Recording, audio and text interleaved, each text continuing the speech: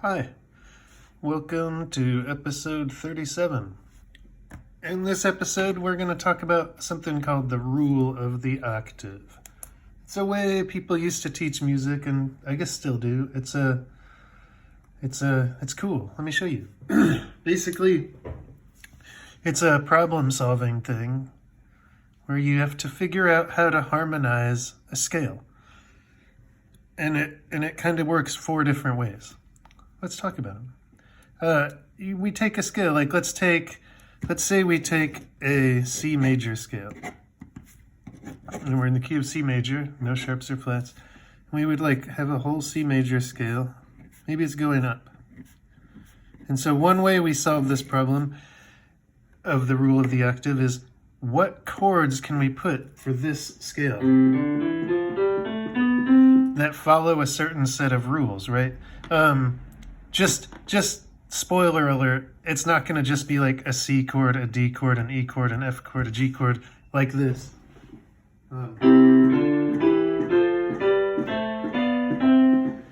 That's not what I'm talking about. That kind of thing is okay in a lot of kinds of music. You'll hear chords move like that. But rule of the octave, we're talking about classical music harmony, like the harmony from a little before Bach till up into Beethoven.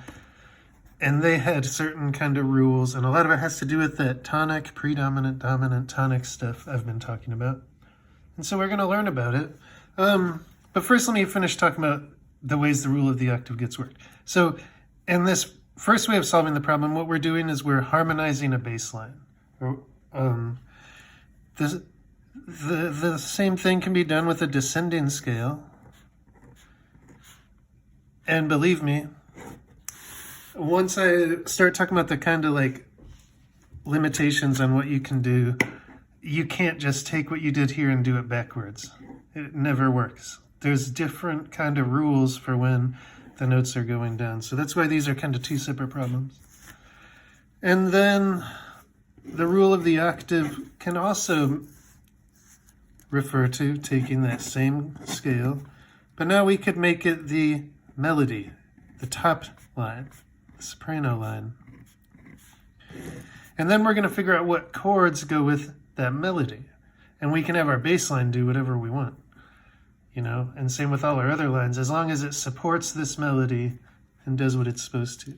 And then finally, that leaves one more way to solve it as a descending scale.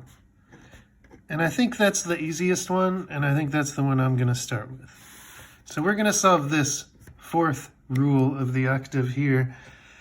And I'm going to start by telling you some of the kind of rules. So first rule, kind of our prime directive is we want to project C major. Project whatever key it's in. We're doing it in C major. It's a C major scale.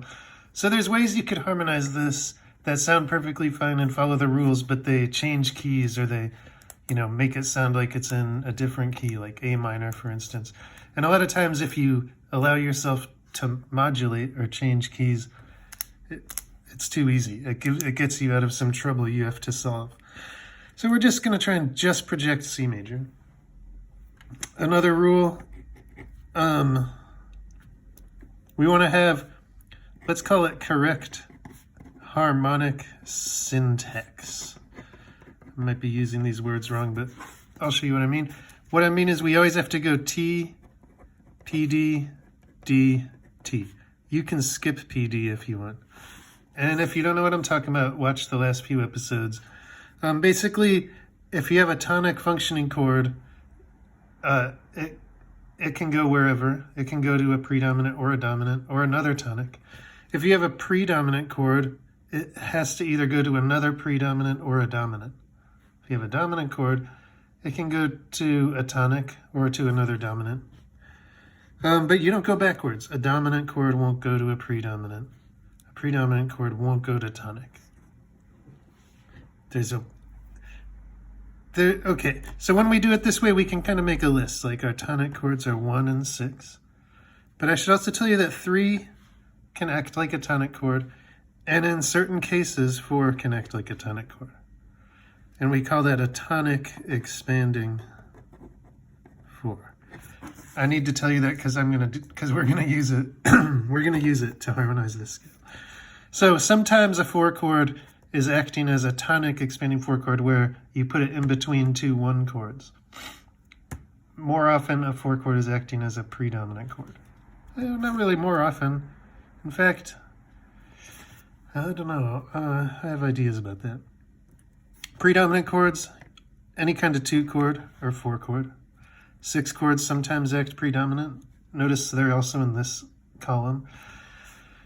You just can't escape it in music theory. Chords are not ever defined by what they are, but rather by what they do. And so a 6-chord, yeah, sometimes it's tonic, sometimes it's predominant. It depends what it's doing. So on these lists are the possibilities. Your dominant chords, usually your big 5 and your 7 diminished chords. And then your other tonic chords. They can be 1s, they can be 6s, they can be 4s. This is when you have the final tonic. The final tonic isn't usually a 3. I wouldn't put that on this list, really. Just take my word for it for now. Okay, so let's go through and give these their normal names. The 1 chord is a C chord. This is an A minor chord, E minor. The 4 chord is F. The 2 chord is D minor. The 4 chord is F. This is A minor. 5 is a G chord. This is a B diminished chord. 1 is a C. 6 is an A minor. 4 is an F. So just to help us keep straight as we go try and harmonize this scale with some chords. So we want to project C major. I think that means we should probably end on C major. And we should probably start on C major.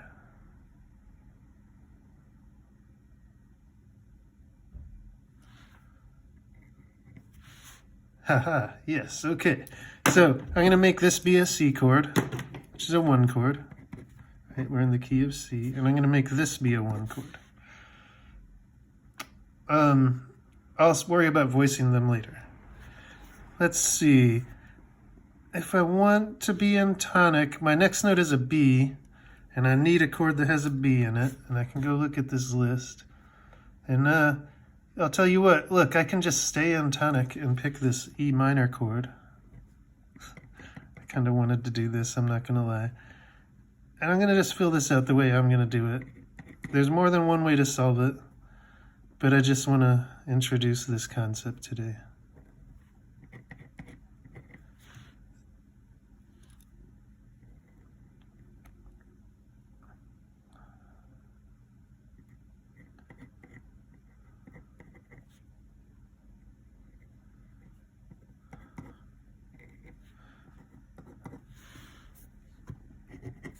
One other rule is you want to save root position big 5 to big 1 movement until the end. Just follow my rules. So this is what it sounds like. Here's the scale. And here it is with my bass line I wrote there.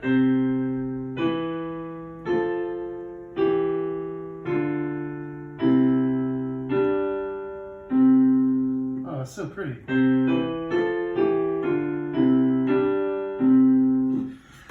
Beautiful work. Let's fill in the rest of these chords. Why not? Let's try and have some decent voice leading too. So I'll make a C chord. It'll sound like that.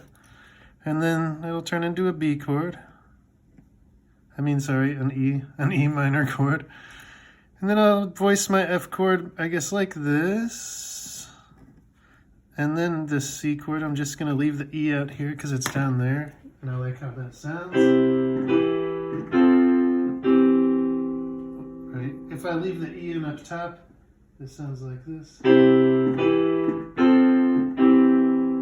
I just don't like how it sounds with the 2 Fs go into 2 E's. Also, it's against the rules because it's called parallel octaves.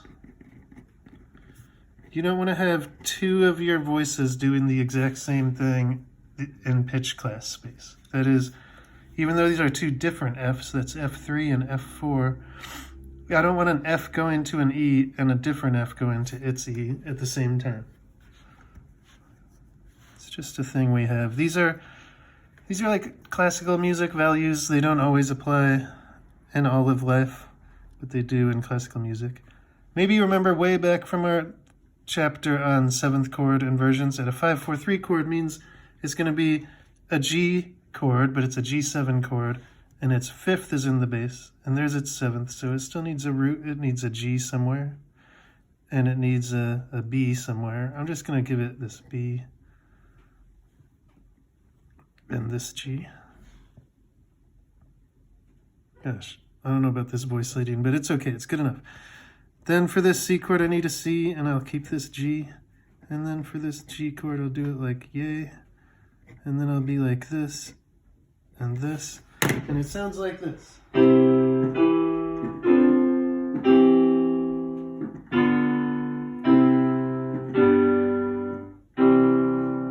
me do that again. Yeah, that's how I did it. And then I was like...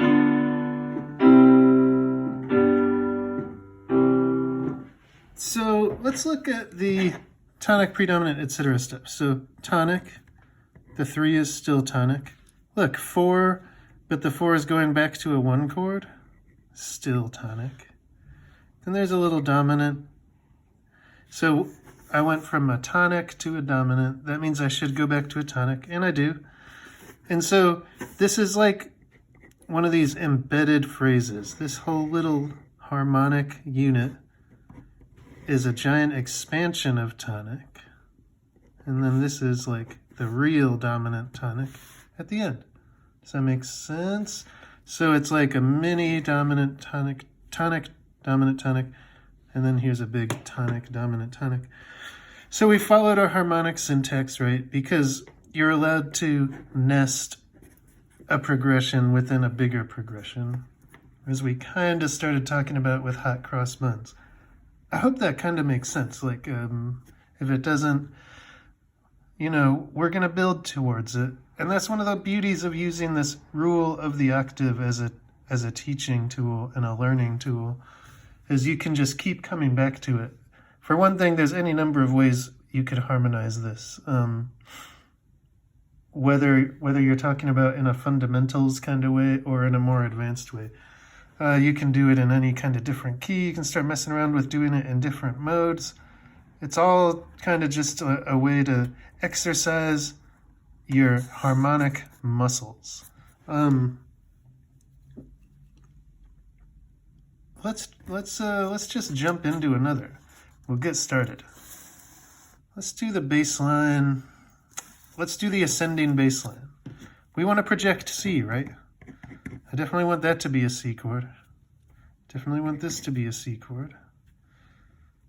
Probably I want this to be a C chord with an E in the bass. And so I just need some chord that expands tonic here. Now it's going to be hard to make this F go to a good 1 chord. In classical music, we're not allowed to use a chord with its 5th in the bass, so we can't make this a C chord. Later on, we'll find times when we're allowed to use a chord with a 5th in its bass, but we don't know it yet. And it wouldn't be a C chord. This wouldn't be where we would use it anyhow. So we're going to have a little embedded progression. There's just no way around it. So this T, P, D, D, T, we can get back to a tonic for this A, and then we can have our dominant tonic at the end. Notice that this is the exact same way we embedded our progression in the example we actually fleshed out. This example, I guess I'll jump in at the beginning of next episode, and we will flesh this thing out in a beautiful C major projecting way. Goodbye. Godspeed. Good luck. Hello.